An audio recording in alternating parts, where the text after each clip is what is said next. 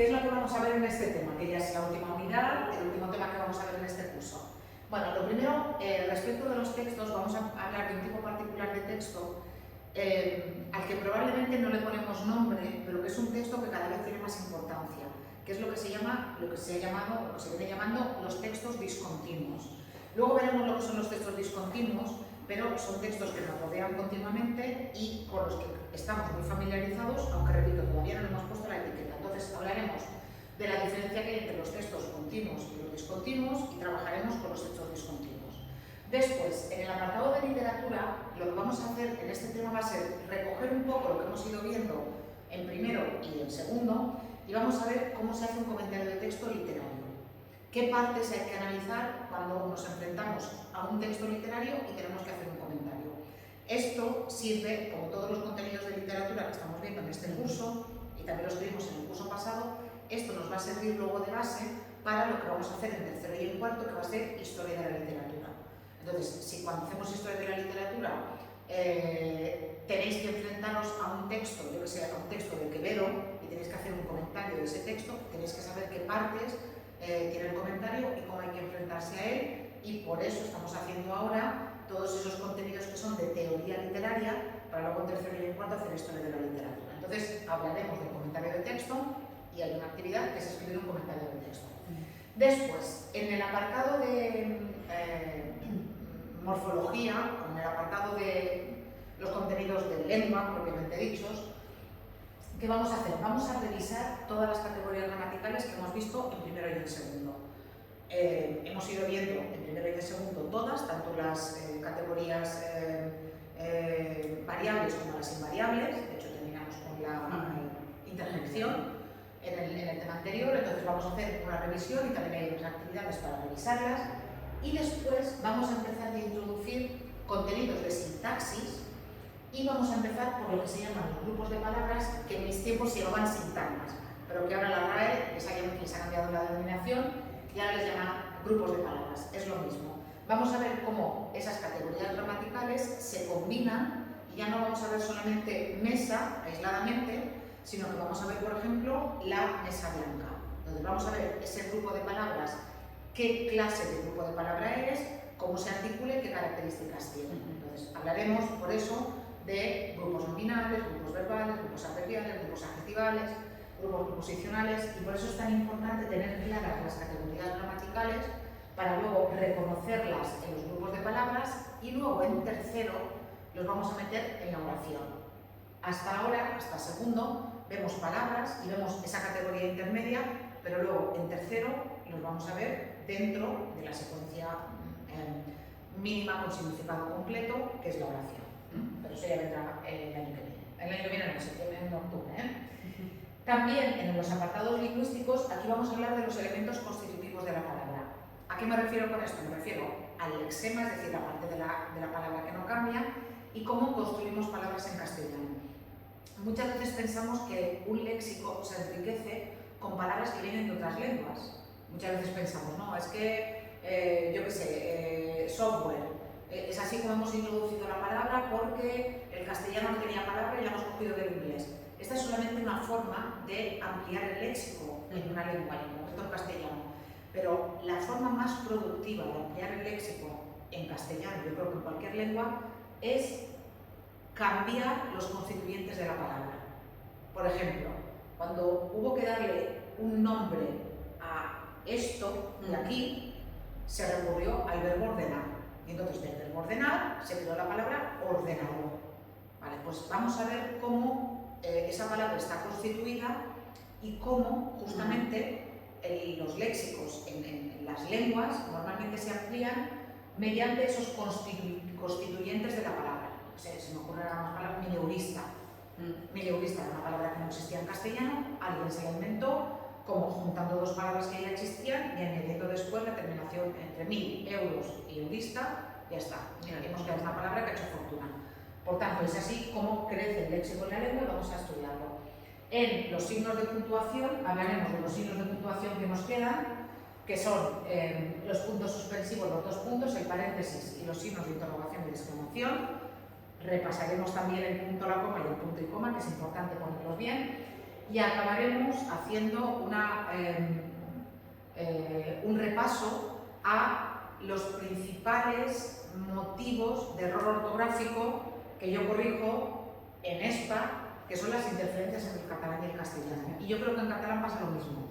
En castellano cometéis muchas faltas porque son del catalán, y en catalán se cometen muchas faltas porque son del castellano. Entonces vamos a hacer un repaso de los 8 o 10 aspectos en los que más os equivocáis, para terminar luego ya naturalmente con el modelo de examen, que esa ya es la actividad evaluada. Bueno, entonces empezamos con el primer apartado, que son los textos discontinuos y los textos continuos. A ver, ¿qué es un texto continuo? Un texto continuo es esto que hay aquí. Esto es un texto continuo. El texto que nosotros diríamos normal, la forma normal que tiene un texto, es decir, líneas, párrafos o un poema, eso también sería, un poema también sería un texto continuo. Sería, por tanto, aquel texto que está compuesto por oraciones y párrafos y que presenta la información de una forma secuencial o progresiva. ¿Qué son los textos discontinuos? Son aquellos que presentan la información organizada, pero no necesariamente secuenciada ni progresiva. Y normalmente los textos discontinuos lo que tienen son apoyos gráficos. Por ejemplo, este texto de aquí, esto es un texto discontinuo. Esto es un texto discontinuo. A diferencia de los textos continuos, en este texto yo no puedo hacer lo que haría en el párrafo anterior. Yo no puedo leer el texto así. Yo no puedo hacer esto, sino que yo voy a leer este texto de una forma particular.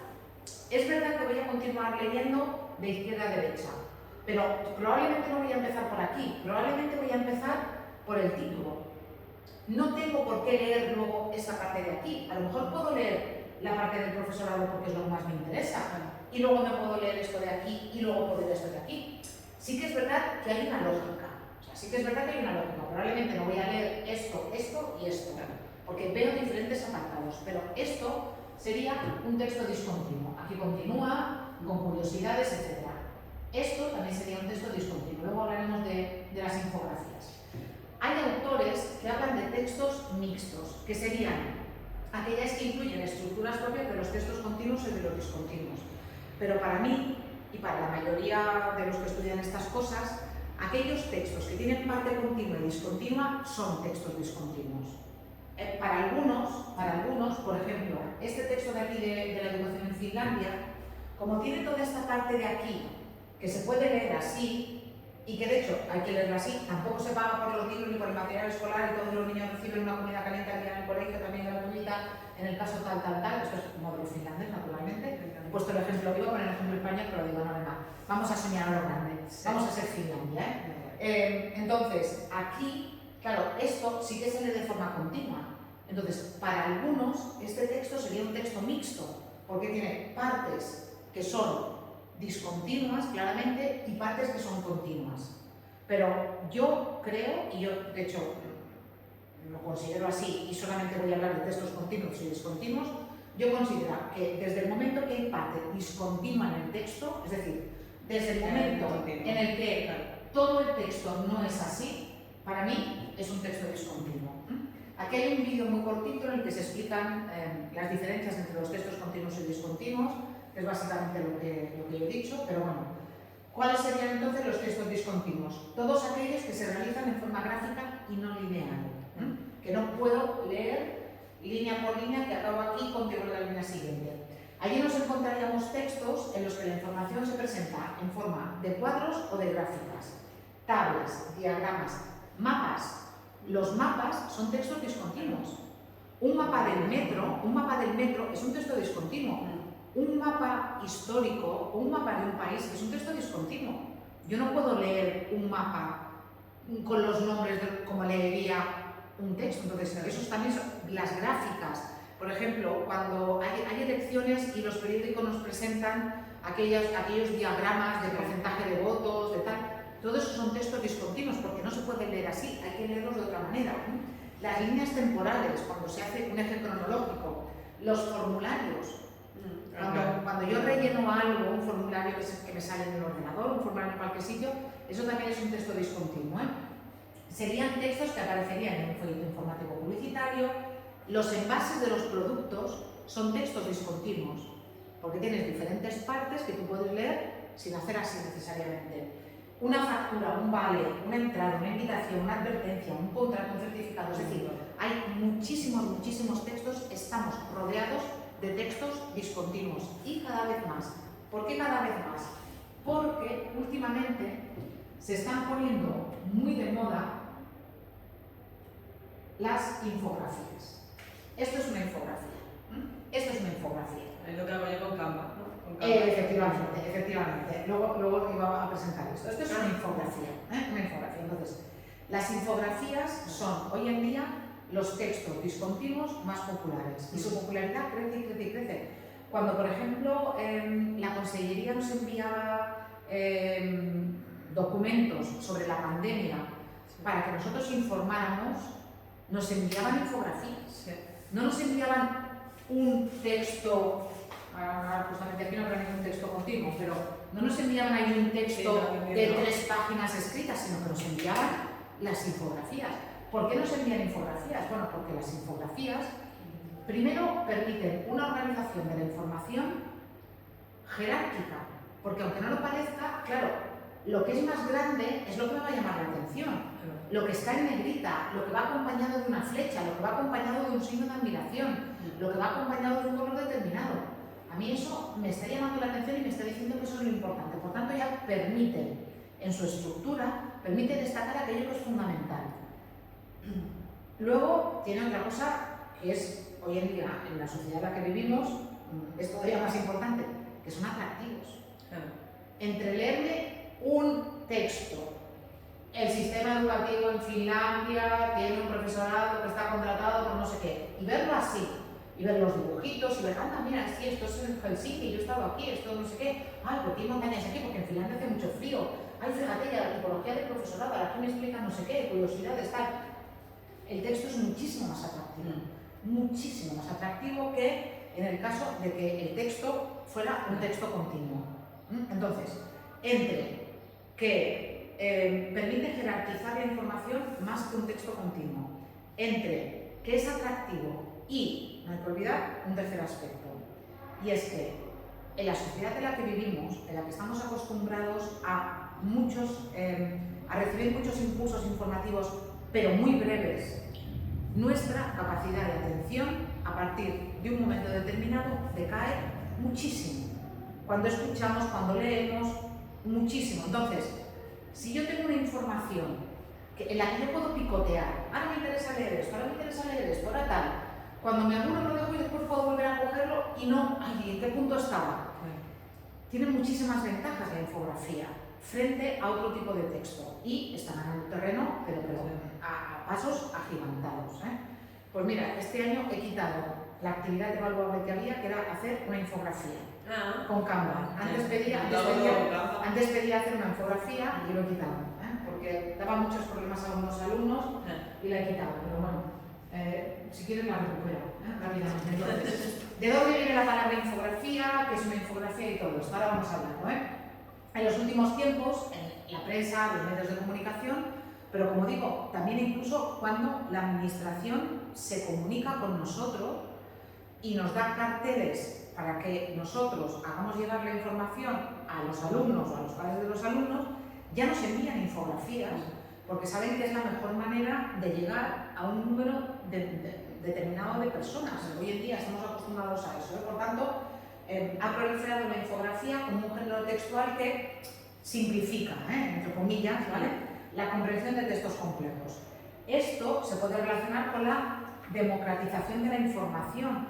Claro, en una época en la que pocas personas tenían acceso a la información, esta información no tenía por qué ser atractiva, porque esas personas estaban preparadas y ya sabían descodificar correctamente un texto y tenían herramientas de conocimiento suficientes como para enfrentarse a esos textos. Pero ahora que la información se ha democratizado de esa manera, tenemos que hacer que esa información sea digerible y sea atractiva para las personas. Y por eso es por lo que se hacen infografías en la prensa, en las revistas, como en fin, forma de llegar a un público cada vez más amplio y menos especializado.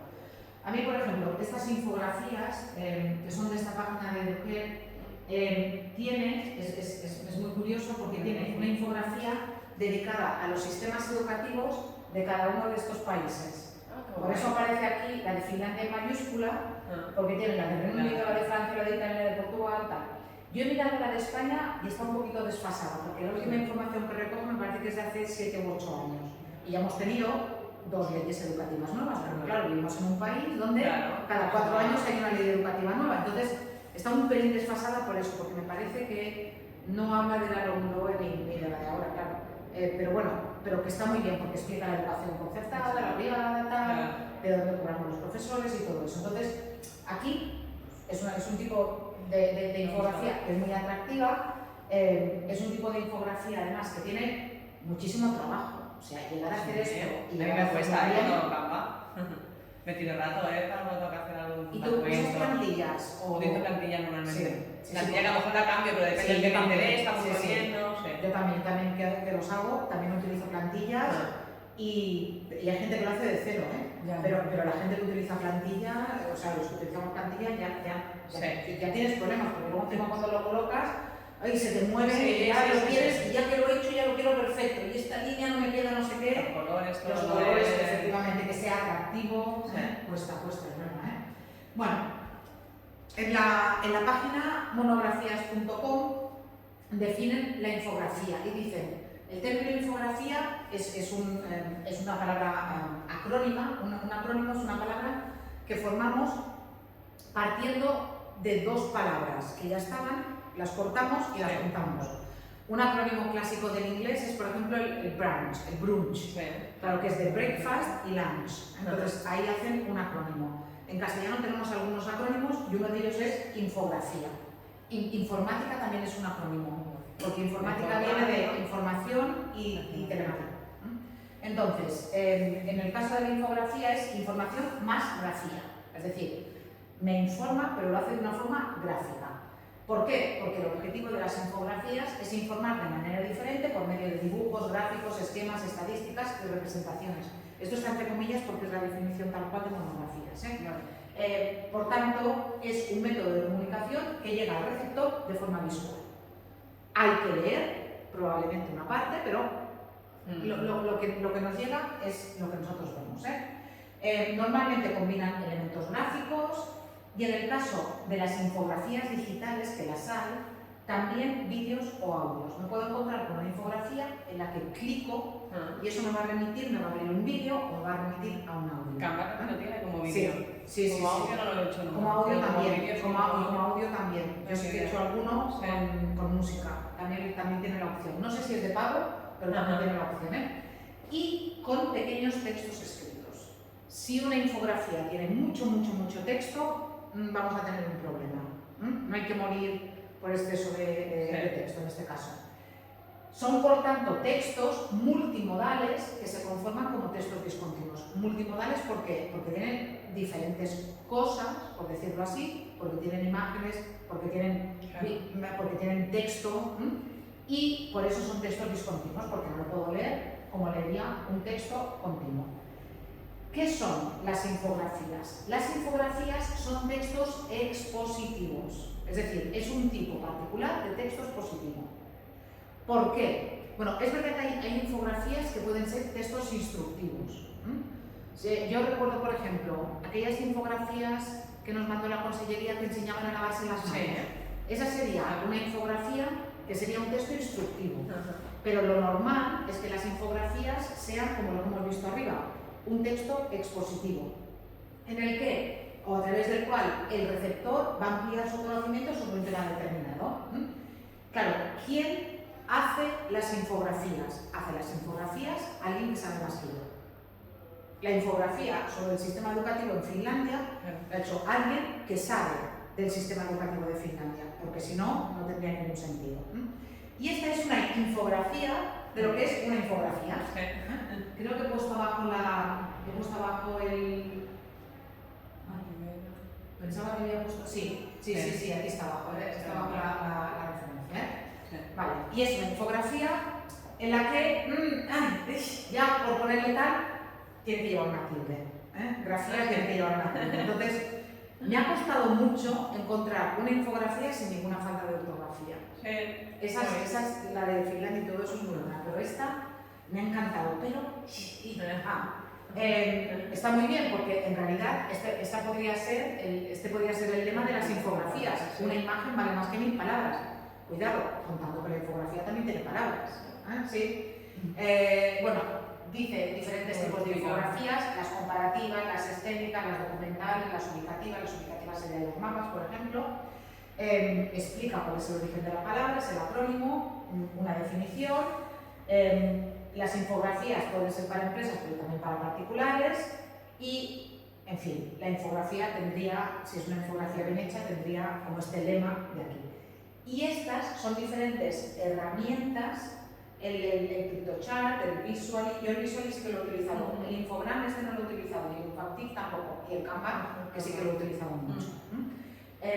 Hasta donde yo sé, el Canva y el Visually tienen formato de pago y formato libre. Sí. El de pago te permite hacer muchas cosas, pero el libre del Canva te permite hacer cantidad de cosas, y la verdad es que las infografías quedan, si uno tiene un poco de gusto, claro, hay que tener gusto. Sí. Si uno tiene un poco de gusto, la verdad es que quedan muy bonitas. Fíjate que, por ejemplo, aquí han utilizado imagen para esto. Las infografías comparativas son las que comparan dos cosas, las estéticas las que sitúan, las documentales como la de Finlandia, por ejemplo, y las ubicativas serían los mapas. Entonces, una infografía de cómo hacer una infografía. Está muy bien, lo que es una infografía. Y ahora, bueno, ¿cómo leer una infografía? Bueno, en principio se leen igual que los textos continuos, es decir, de arriba a abajo. Normalmente en la infografía voy a empezar por la información que tengo arriba y luego de izquierda a derecha. Eso no quiere decir que tenga que leer toda la infografía así, porque como hemos visto arriba, puedo utilizar un fragmento, ir al fragmento, porque es el que me interesa, para lo que sea. Siempre hay un elemento central desde el que se desprende la información. En el caso de la infografía sobre la infografía, el elemento central evidentemente es este. En el caso de la educación en Finlandia o del sistema educativo en Finlandia, el elemento central del que se extrae es este. ¿Sí? Entonces, a partir de ese elemento central que yo tengo, ¿qué me voy a encontrar? Me voy a encontrar después un orden pensado para optimizar la comprensión. En general, están subdivididas en diferentes ideas, separadas por párrafos diferenciados, muchas veces con algún elemento visual, o bien utilizan mayúsculas, o bien utilizan negritas, o bien utilizan diferentes tipos de letras. Cuando vemos el tipo de letra, la fuente, el tamaño, es fundamental. Si yo veo esta infografía de Finlandia, yo veo, por ejemplo, que esta parte que es la que tiene la letra más pequeña, probablemente va a ser la parte menos importante. Entre que está abajo y que tiene la letra más pequeña, probablemente esto es lo que invita menos a leer y esa va a ser la parte a la que menos importancia le vamos a querer dar. Pero es algo que hay que tener en cuenta. Siempre el tipo de letra y dónde están colocados los diferentes elementos. Siempre lo que esté más cerca del elemento central va a ser aquello que va a tener más importancia. Y evidentemente lo que sea más grande también va a tener más importancia, lo que tenga el color más llamativo, etc. Muchas veces se apoyan en números, datos, cifras, etc. Para apoyar, hay un error, tendrá que estar separado. Y hay algo muy importante en la infografía que es la fuente. ¿Quién ha hecho esa infografía? Porque no es lo mismo, yo qué sé, en el caso de lo del COVID, ¿vale? No es lo mismo tener una infografía que venga del Ministerio de Sanidad o del Colegio de Médicos o del Colegio de Enfermeras que tener una infografía que venga de no te creas nada de lo que te cuenten sobre el COVID.com. Entonces, es fundamental cuando uno mira una infografía ver la fuente, porque la fuente nos da muchísima información sobre si la infografía es fiable o no es fiable. Por tanto, hay que mirarlo siempre. Lo de la letra pequeña, lo que he mirado yo antes, Sí. he puesto la fuente, Sí. eso es fundamental, porque cuando no tiene la fuente, aquí por ejemplo, el sistema educativo en Finlandia, pues ahí está. Aquí te dice incluso quién ha hecho esta infografía, te explica la página que es y te dice incluso que si quieres más información, vayas aquí. Es fundamental mirar la fuente, porque esto nos va a ayudar mucho a ver hasta qué punto es fiable lo que yo tengo o no es fiable. Sí. ¿Sí? Y después también, como iba a decir, como de formación profesional, la ortografía. Cuando una infografía está bien escrita, está bien redactada y no tiene faltas, en general es de una fuente fiable. Porque viene de un ministerio y idealmente se las han mirado. Cuando son infografías contadas por internet que ha hecho un estudiante, muchas veces no se mira tanto la ortografía. Pero ese truco, esa técnica, vale incluso para los mensajes que nos mandan de phishing. Sí. Cuando te envían un mensaje de un banco y resulta que tienen faltas de ortografía, te ponen hola, por ejemplo, y solamente te ponen un signo de exclamación al final, dices, uy, mi banco se dirigiría a mí diciéndome hola y con un signo de exclamación. No, pues probablemente eso sea phishing, eso sea un intento de robarme la cuenta, aunque cada vez perfeccionan más las carátulas y todo eso. Y con las infografías pasa un poco igual. Si una infografía es de calidad, está bien redactada y no tiene faltas de ortografía. Por eso digo yo que he estado buscando la infografía, me he encontrado con muchas cosas que son muy bonitas, pero que tú ves que las ha hecho un estudiante o que no están hechas desde un punto de vista profesional, que no tienen detrás probablemente un trabajo de búsqueda, porque llegar a hacer una infografía como aquella de Finlandia requiere muchísimas horas de preparación. Tienes que mirártelo muy bien. Si tú has hecho infografías, cuando uno hace una infografía, lo suyo es primero hacerte incluso una plantilla de qué es lo que yo quiero decir y qué voy a decir en cada parte. A veces lo hacemos al revés. Yo tengo que confesar que a veces voy al Canva y lo que hago es que a partir de una plantilla que me dan, yo adapto después la información que yo quiero dar a esa plantilla, pero lo lógico, lo profesional sería hacerlo al revés. Primero hacer la plantilla de lo que yo quiero decir y luego ya crear la infografía a partir de esa plantilla. Las infografías son tan importantes que en las pruebas PISA, ¿sabes lo que son las pruebas PISA? Las pruebas PISA son unas pruebas que hace la OCDE para medir el nivel de comprensión de los estudiantes en el mundo occidental. Y digo en el mundo occidental, pero podría decir en el mundo civilizado, porque en Corea hacen pruebas PISA. Y se hacen a diferentes edades. Se hacen, creo que son 2 o 3 en todo el sistema educativo. La que se hace en secundaria es una prueba de comprensión escrita, y ahora verás. Estas son 12 que están liberadas, es decir, que nosotros podemos consultar, y ahora verás el tipo de pruebas que hay. Mira, este es un examen PISA. Este es un examen PISA. En lugar de ponerte un fragmento de un cuento, lo que te ponen es esto. Tienes la figura tal, muestra los cambios en el lago Chad. Entonces te muestran la figura, cambios de nivel, y abajo te muestran la figura 2 muestra tal. Figura 2, arte rupestre sahariano en relación con los cambios en la distribución de especies animales. Y te dibujan búfalos, rinocerontes, tal, año tal antes de Cristo, año tal después de Cristo. Pues se han pintado jirafas hasta ahora, pero búfalos desde el año 6000 antes de Cristo no se han pintado. ¿Eso qué quiere decir? Que en ese año ya no había búfalos en esa zona, en el lago Chad, ¿vale? Y después vienen las preguntas. A partir del texto discontinuo vienen las preguntas. ¿Cuál es el nivel actual de profundidad del lago Chad? Si yo no entiendo lo que me están diciendo aquí, ¿cómo sé yo cuál es el nivel de profundidad en el lago Chad? Claro, actualmente, esto es lo que tengo aquí. Claro. Sí. Y hay diferentes preguntas, alguna que es tipo test, Y luego, ¿cuál es la fecha de comienzo del gráfico en la figura 1? En la figura 1 aquí, tengo que ver cuál es la fecha de comienzo. ¿Por qué se ha elegido esta como fecha de comienzo del gráfico? Otra tipo test y diferentes preguntas, pero que son preguntas sobre textos discontinuos. Esta es una parte importantísima de PISA. Otra, por ejemplo, esta de aquí, de población activa. Población activa, a partir de un gráfico. Esta es la población activa que acaba de trabajar, tal, y después lo mismo, diferentes preguntas. Claro, ¿qué ocurre?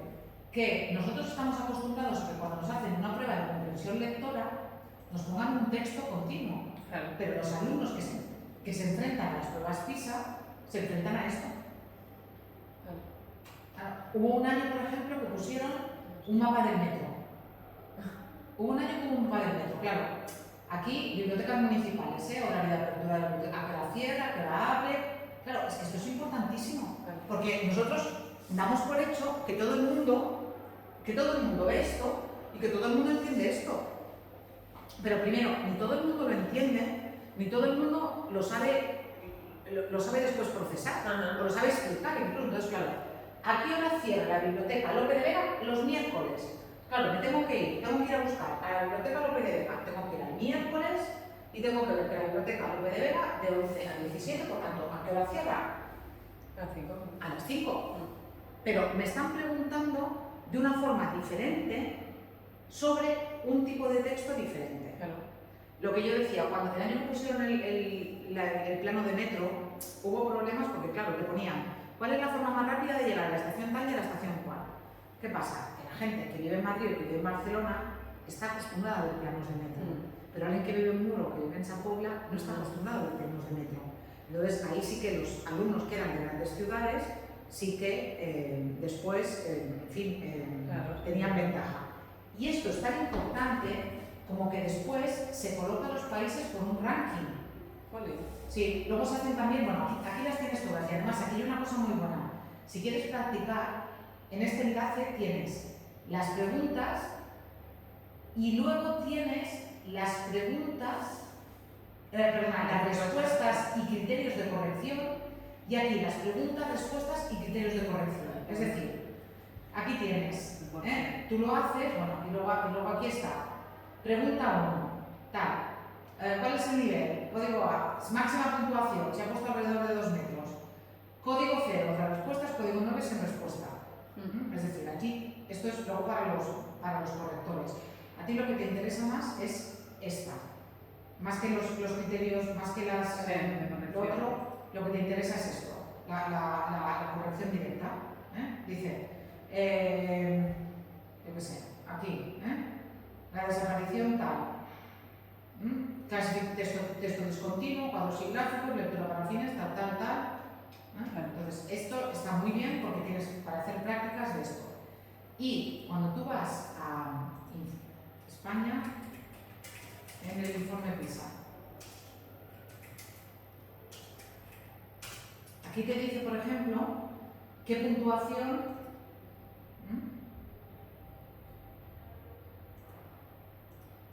España ha obtenido 512 puntos frente al total de los países que participan en la prueba tal. Canadá es el país que tiene mejor rendimiento. Hay también una prueba de matemáticas, Y entonces el informe PISA lo mide en general.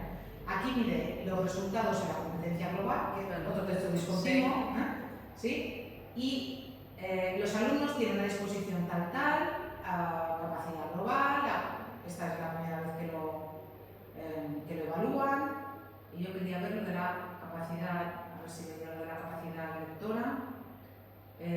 España en la prueba PISA, ¿vale? Ahí está España. Esta es la media de la OCDE, esta es anterior, esta no sé de qué año es esta, del 2021, datos actualizados 2021. Esta es la media de la OCDE, esta es la media de España. En la prueba de ciencias. Sí. En la prueba de matemáticas estamos también por debajo, y ahora quería buscar, no veo... por comunidades autónomas, esto también es muy interesante, por comunidades autónomas.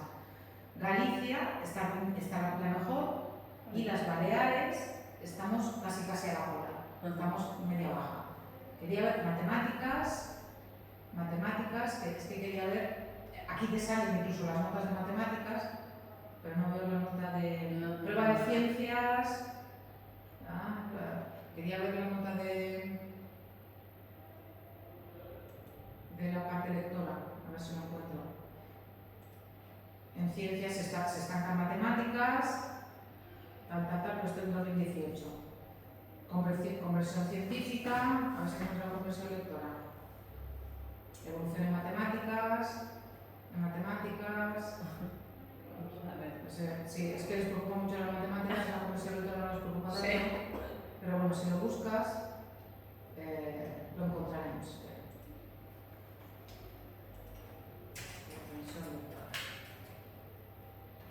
Conversión lectora. Ahí estamos. Rendimiento lector está por debajo de la media europea, según el informe PISA, los alumnos continental. Aquí está la puntuación media, está la puntuación de los países, que son prácticamente todos los países desarrollados, que forman la OCDE, y esta es la conversión lectora española. Es decir, llegó un momento en el que en el 2015 estuvimos un poquito por encima de la media, pero ahora vuelve a caer otra vez. Y aquí te explica quién es que tiene más y quién es que tiene menos. Las chicas mejor conversión lectora que los chicos, es curioso. Y bueno, entonces es muy interesante por lo que he dicho, porque las pruebas PISA miden la conversión lectora de los alumnos a través de los textos discontinuos. A veces ponen también un texto continuo, pero básicamente ponen un texto discontinuo. ¿Sí? Sí.